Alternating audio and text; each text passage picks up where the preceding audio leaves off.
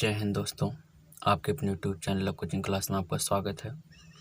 आज फिर कक्षा 10 में हम विज्ञान के अंतर्गत भौतिक विज्ञान से रिलेटेड पहला अध्याय प्रकाश का परावर्तन और अपवर्तन में रेखीय आवर्धन के बारे में चर्चा करेंगे। तो आइए देखा जाए रेखीय आवर्धन। रेखीय आवर्धन, आवर्धन का मतलब होता है गुना, और जब हम दो वस्तुओं की तुलना करते हैं तब जा कर के हमें गुने का आभास होता है। तो ध्यान देंगे, इसे यम से व्यक्त किया जाता है, इससे यम से व्यक्त किया जाता है। ठीक भैया। और रेखीय आवर्धन बराबर होता है मुख्य अक्ष के लंबवत नापी गई प्रतिबिंब की लंबाई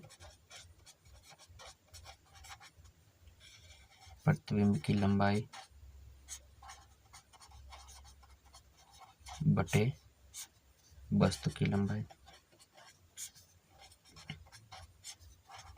ध्यान देंगे भाई। अतः हम बता सकते हैं कि गोलीय दर्पण के मुख्य अक्ष के लंबवत नापी गई प्रतिबिंब की लंबाई और वस्तु की लंबाई के अनुपात को रेखीय आवर्धन कहते हैं। अतः गोलीय दर्पण के मुख्य अक्ष के लंबवत नापी गई प्रतिबिंब की लंबाई और प्रतिबिंब की लंबाई और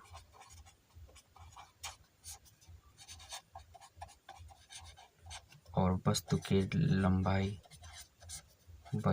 लंबाई के अनुपात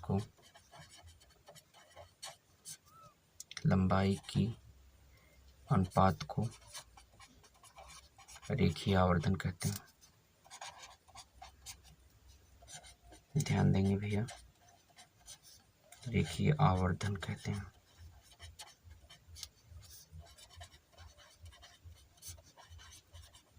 ठीक बताया गया कि जो रेखीय आवर्धन है, आवर्धन का मतलब होता है गुना, और हम दो वस्तुओं के बीच चाहे लंबाई हो, वजन हो, है ना भैया, उनके बीच अगर हम गुना संबंधित जानकारी लेंगे तो तुलना करना पड़ता है, अर्थात अनुपात निकालना पड़ता है। तो यहाँ पे रेखीय आवर्धन का जो फार्मूला है प्रतिबिंब की लंबाई और वस्तु की लंबाई का अनुपात है।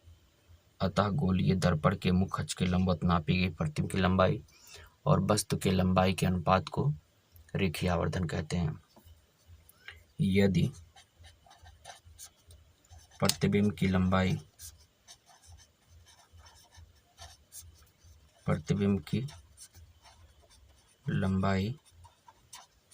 को आई से व्यक्त किया जाए, इमेज मतलब आई ले लिया गया, और वस्तु की लंबाई को ओ से व्यक्त किया जाए, वस्तु की लंबाई को ओ से व्यक्त करें, तो रेखीय आवर्धन यम बराबर होता है आई बाई ओ। क्या होता है भाई? आई बाई ओ। ध्यान देंगे भैया, ये यहाँ मिला यम बराबर आई बाई ओ। ये प्रतिबिंब की लंबाई आई है और वो वस्तु की लंबाई है। ठीक भैया। नोट में ध्यान देंगे कुछ बातें, ये नोट पढ़ने के बाद तब हम पढ़ेंगे रेखीय आवर्धन का सूत्र। ठीक भैया। प्रतिबिंब की लंबाई और प्रतिबिंब की दूरी और वस्तु की दूरी के अनुपात में रेखीय आवर्धन का सूत्र प्राप्त करेंगे।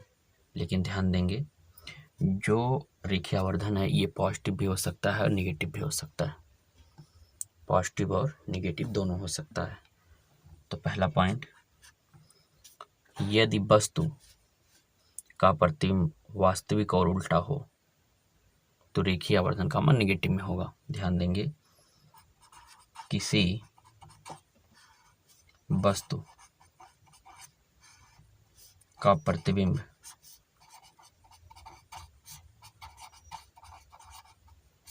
प्रतिबिंब यदि उल्टा और वास्तविक हो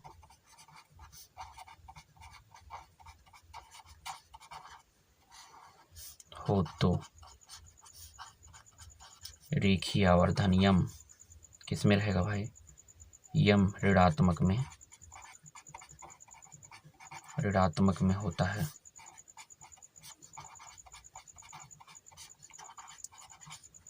और आपको ये बताया गया कि अवतल दर्पण के द्वारा जो वस्तु का प्रतिबिंब बनता है सिवाय एक स्थिति की, कौन सी स्थिति बताया गया था?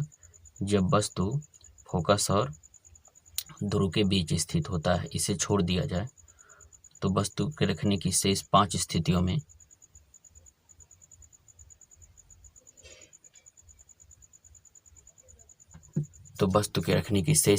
में जो वस्तु का प्रतिबिंब बनता है उल्टा बनता है, वास्तविक बनता है।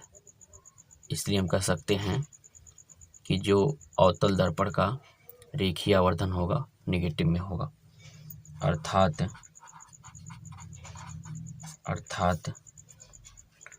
अवतल दर्पण का रेखीय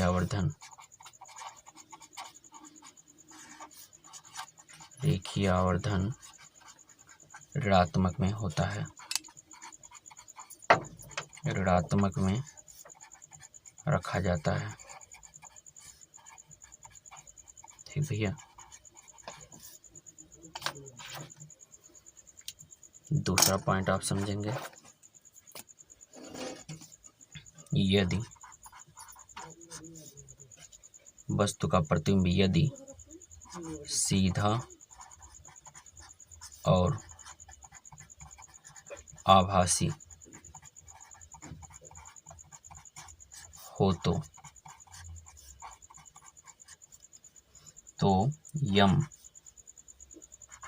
मतलब रेखीय आवर्धन किस में होता है? धनात्मक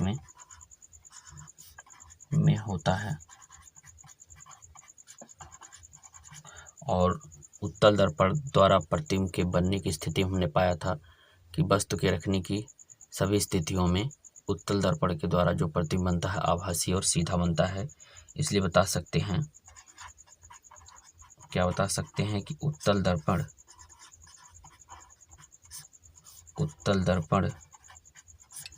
का रेखीय आवर्धन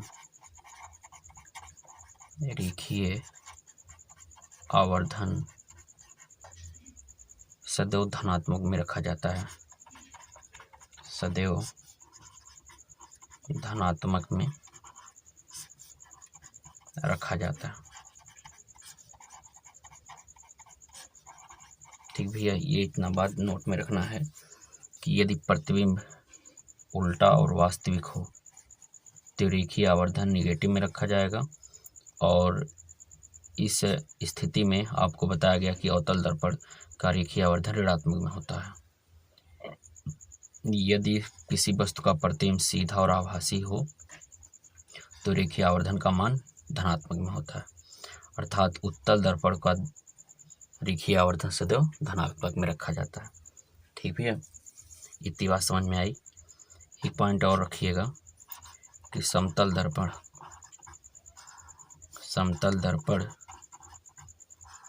का रेखीय आवर्धन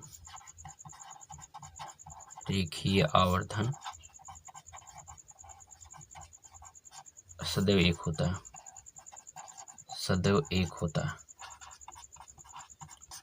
क्योंकि समतल दर्पण के द्वारा प्रतिबिंब की लंबाई वस्तु की लंबाई के बराबर होता है। प्रतिबिंब की लंबाई और वस्तु दोनों बराबर है लंबाई में, तो कट जाएगा, यम का मान कितना आ जाएगा? 1 आ जाएगा।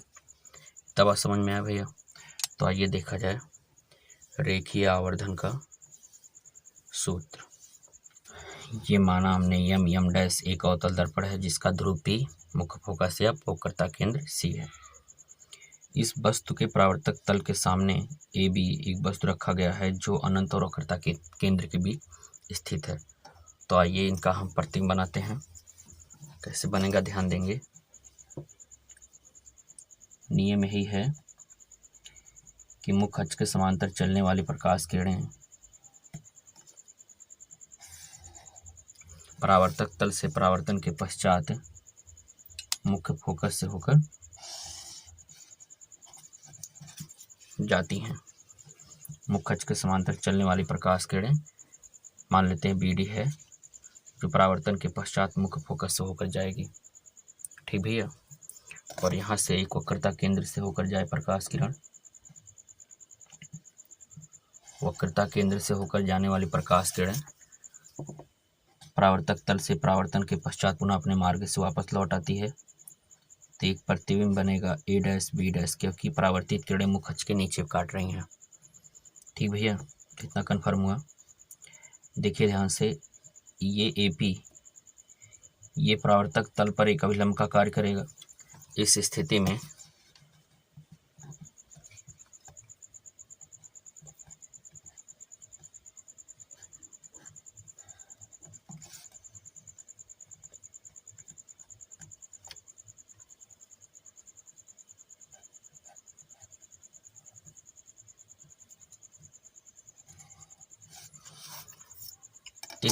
में AP एक आपतित किरण तथा B', P एक परावर्तित किरण का कार्य करेगा। ठीक भैया, तो ये कोण 1 मान लें और ये कोण 2 मान लें, तो कोण 1, 2 के बराबर होगा परावर्तन के नियम से। ठीक भैया, ध्यान देंगे फिर से, माना M' से अवतल दर्पण है, इसके सामने AB एक वस्तु अनंत और वक्रता केंद्र के बीच स्थित है।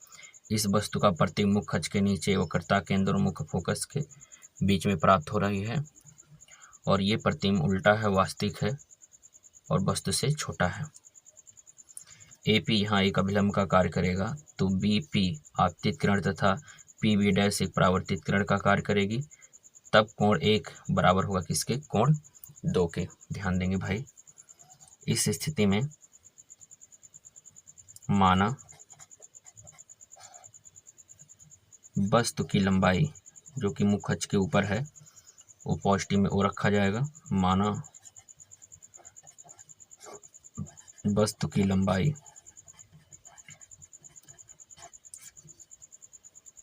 AB बराबर हो पॉजिटिव में, क्योंकि मुख्य अक्ष के ऊपर की दूरी पॉजिटिव में रखी जाती है। प्रतिबिंब की लंबाई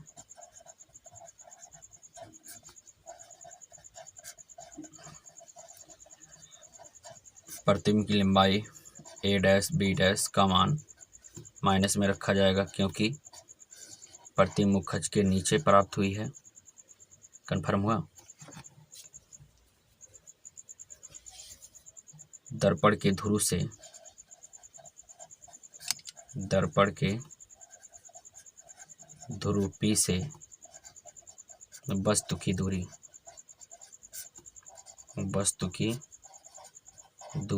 ये दूरी है AP या P ये कह दे, ये -U रखा जाएगा, क्योंकि परावर्तक तल के बाएं दिशा में नापी गई दूरी नेगेटिव में रखी जाती है, और प्रतिबिंब की दूरी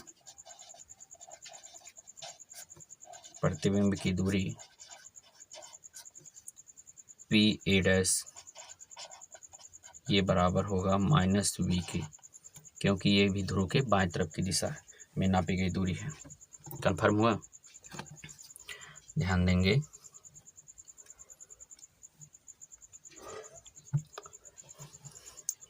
चूंकि किरण AP एक अभिलंब का कार्य करती है,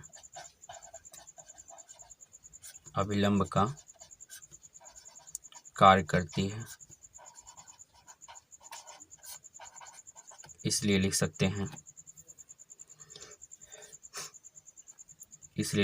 हैं कोण 1 आपतन कोण तथा कोण 2 परावर्तन कोण का कार्य करेगा। ठीक भैया, इसलिए क्या बता सकते हैं? BP आपतित किरण और